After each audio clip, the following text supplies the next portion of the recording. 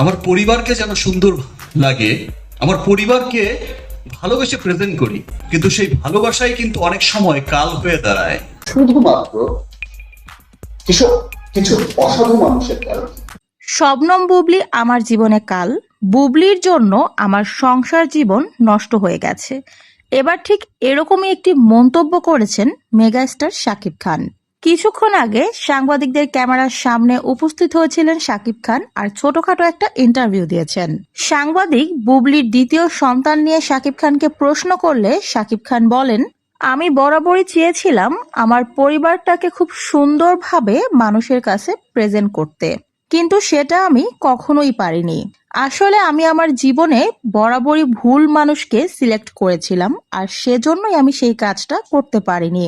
দেশের মানুষ ভালোবেসে আমাকে সুপারস্টার বলে, মেগা স্টার বলে। সুপারস্টারের পরিবারও তো সেরকমই হওয়া উচিত ছিল, যেমনটা আমি চেয়েছিলাম।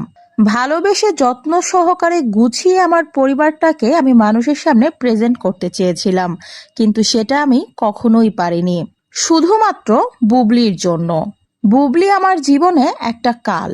আমি আগে বুঝতে পারিনি, কিন্তু এখন বুঝতে পারছি আমার সাজানো গোছানো সংসার এবং জীবনটার মধ্যে কালি লেপে দিয়েছে বুবলি। বুবলি শুধু নিজের প্রয়োজনে আমার কাছে এসেছিল এবং তার প্রয়োজন উদ্ধার হতেই চেয়েছিল। আমার সাথে সংসার করার ইচ্ছে বুবলির কখনোই ছিল না। আমার নাম ফেমটাকেই বুবলি কাজে লাগাতে চেয়েছিল। শাকিব খানের নামটা যদি পাশে জড়াতে পারে তাহলে সে অনেক ভালো সিনেমা পাবে, সে ভালো ফিতা কাটতে পারবে, যেটা সে বর্তমানে করছে।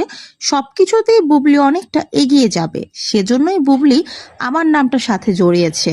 বুবলির পেটে যদি আমার সন্তান থাকতো তাহলে আমার এতটাও অভাব জীবনে চলছে না যে আমার স্ত্রীকে অন্তঃসত্ত্বা অবস্থায় আমি বিভিন্ন শোরুম উদ্বোধন করতে ফিতা কাটতে পাঠাবো। এটা খুবই সাধারণ একটা বিষয়, জনগণ কেন সেটা বুঝতে পারছে না আসলে আমি সেটাই বুঝছি না।